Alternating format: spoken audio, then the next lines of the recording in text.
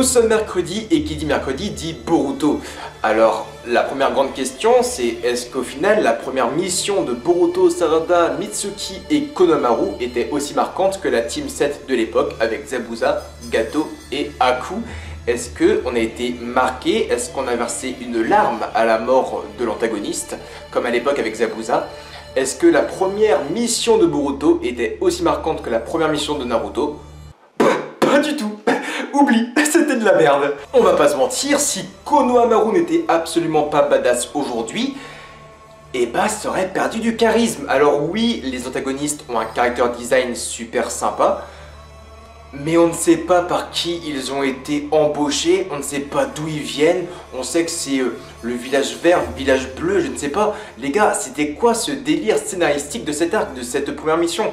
Est-ce que, parce que tu avais un village vert et un village bleu, c'est quand même l'histoire du... Enfin, c'est le délire de la série, de la première mission, c'est que tu as un village vert, un village bleu. Est-ce qu'on s'est cru à un moment dans Koh Lanta avec des camps, les gars? J'ai cru franchement qu'on allait finir en épreuve des poteaux avec un Denis Brognard dans l'animé, les gars. J'ai commencé à bader. C'était dégueulasse et j'ai pas compris. Alors oui, sans Konohamaru présent dans l'animé aujourd'hui et grâce à son epicness du clan Sarutobi comme Asuma, comme Hiruzen ou comme Mirai par exemple, ça aurait été chiant parce que ça aurait été chiant. Donc tu vas me dire, oui, mais s'il n'y avait pas Konohamaru, tu avais quand même le travail d'équipe de Sarada, Mitsuki et Boruto. Ok, c'était super stylé, il y avait une bonne... C'était coordonné, c'était un travail d'équipe, ok. Mais c'était au final un Boruto Stream, donc l'attaque spéciale de Boruto, sauf que ce n'était pas des Kagebunshin, mais c'était Sarada et Mitsuki à la place. C'était un travail d'équipe, t'as vu les Sharingan, un Shanara de Sarada qui a one-shoté le second, mais c'était une sorte de copier-coller et de recyclage d'animation du combat qu'il a fait contre l'un des Spadassin Ninja lors du dernier arc. Et c'est super décevant, enfin c'est stylé, en fait c'est du bon et du mauvais, c'est que c'est super stylé parce que ça t'offre le premier travail d'équipe de 3 persos stylés, mais ça reste du Boruto Stream. Ils auraient pu tellement mieux faire. Ils auraient pu tellement mieux faire avec des combats bien plus qu'épiques. Et même, ils auraient pu t'ajouter des antagonistes. Ils auraient pu t'ajouter des antagonistes pour faire des combats plus stylés, plus longs. Et cette première mission se finit aujourd'hui, et je vous le dis maintenant. La mission de Boruto se finit à l'épisode 41 et elle commence à l'épisode 40. C'est que Zabuza et Aku, ça a duré une vingtaine d'épisodes, si ce n'est pas plus. Là, ça dure 2 épisodes, ce n'est pas marquant, ce n'est pas triste, je ne suis pas touché, je n'ai pas versé de larmes, ce n'est pas un truc qui va me toucher au plus profond de moi. Et c'est l'une des premières fois que Boruto, Naruto Next Generations me déçoit. Et c'est une semaine qui me fait du mal parce que c'est la première fois que Tokyo Ghoul me déçoit, c'est la première fois que Boruto me déçoit. Mais pensiez-vous vraiment que j'allais sauter au plafond et vous dire que c'était canon ? Juste parce que Konohamaru a fait un Rasengan stylé et parce qu'ils ont fait un travail d'équipe? C'était décevant, on n'avait rien de bon, on n'avait vraiment rien de bon, on a voulu te faire, tu vois, ce sentiment de recyclage en mode... Tu te rappelles de Inari à l'époque avec Zabuza, ce petit garçon qui avait perdu son père à l'époque, aimé par tout le village? Là on fait pareil, tu prends la fille, alors ça d'ailleurs c'est un scandale, ils ont osé appeler la fille qu'on vient aider par la mission, ils l'ont quand même appelée Kiri.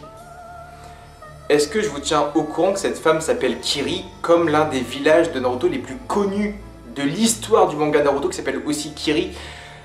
Les gars, réagissez, c'est que là, en un épisode, on avait un mec qui s'appelait Konohamaru, du village de Konoha, et une meuf qui s'appelait Kiri, à côté d'un village qui s'appelle Kiri. Les gars, vous ne faites même plus d'efforts au niveau des prénoms et des pseudos des ninjas, donc c'est chiant. Moi, à plein de reprises, quand on m'a dit Kiri a disparu, j'étais là en mode, wow, attends, un village a disparu, mais non, on te parle de la vieille shinobi de merde là qui sert à rien, qui passe son temps à chialer. Donc, on t'a fait du recyclage d'animation, en mode, voilà, tu vois, le père de Kiri, c'est un homme aimé par le village, il a disparu soudainement. C'est du recyclage comme on a fait pour Inari à l'époque. Inari, on disait, vous savez, le père de Inari, cet homme qui s'est battu pour le barrage, pour notre ville qui a fait être engloutie par l'eau, bah, son père s'est sacrifié pour nous et Inari reste fier de son père. Bah là, c'est le même délire pour Kiri et son père. On te fait ce délire aussi en début d'épisode d'un Boruto qui se blesse au bras. Et tu as Sarada qui vient le soigner. Et elle dit à Boruto, est-ce que tu as mal? Et Boruto il fait n'importe quoi, moi j'ai jamais mal. Et là on voit qu'elle serre le bandage et Boruto a une petite larme à l'œil.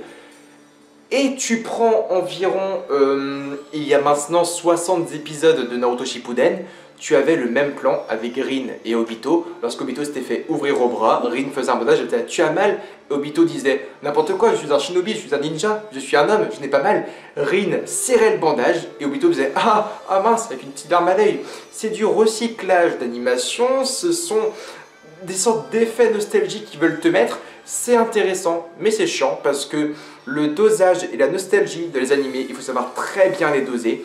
Et Boruto, à chaque épisode, on veut te mettre de la nostalgie. Et au bout d'un moment, bah, c'est chiant, c'est très chiant au final. Tu as de la nostalgie à longueur de temps et tu n'apprécies plus la nostalgie. C'est mon avis. Cette critique pourra être longue parce qu'au final, je suis avec Julien, qui est un de mes meilleurs potes et qui est là pour gérer un peu le scénario de la vidéo. La vidéo va être très très courte, mais là je suis parti en coup de gueule en 2 secondes. Je ne sais pas, pour moi, quand je regarde un animé, il faut que l'animé soit très bien dosé niveau nostalgie, niveau flashback. Et en fait, je sens, et j'ai cette impression-là qui va arriver, c'est que Naruto et Naruto Shippuden, ça a été des montagnes et des heures de flashback remis sur Sasuke Naruto, des montagnes de flashback, des hors-séries avec des pluies d'hors-séries. Et là, j'ai l'impression qu'en fait, Boruto, ce ne sera pas des flashbacks, mais ce sera des clins d'œil et des souvenirs. Et ça va être que ça. Et là tu vas me dire, oh mais Darkose, t'abuses vraiment, il n'y a pas tant de flashbacks que ça. Alors est-ce que tu peux m'expliquer la raison pour laquelle il y a un pont, tu ne sais pas c'est quoi ce pont, hein. Il y a un pont qui apparaît, fin d'épisode, c'est sûrement le pont du début de la mission là, mais tu as un pont qui est présent, et on te met une pancarte devant ce pont en disant, l'équipe 7 de Konoha est passée par là. Est-ce que ça, ce n'est pas un foutage de gueule à la première mission de Naruto où tu avais un pont où Inari a appelé ce pont le grand pont Naruto? Est-ce que ce ne serait pas un petit foutage de gueule où, encore une fois, de faire un clin d'œil et de la nostalgie, où un pont va limite s'appeler Boruto? Dans Naruto, tu as le grand pont Naruto qui apparaît et dans Boruto, tu as un pont avec l'inscription l'équipe 7 de Konoha est passée par là. C'est du clin d'œil, mais pour moi, et c'est peut-être seulement mon avis, il faut savoir très bien doser la nostalgie. Et là, c'est de la surenchère et ça devient très embêtant. En tout cas, on se retrouve maintenant pour les épisodes 42, 43 et 44 qui vont sortir. Où le 42 sera une mission de Boruto, le 43 sera une autre mission de Boruto qui sera différente de la 41 ou de la 42. Et ensuite, la 44 pourrait être intéressant parce que Kawaki pourrait arriver.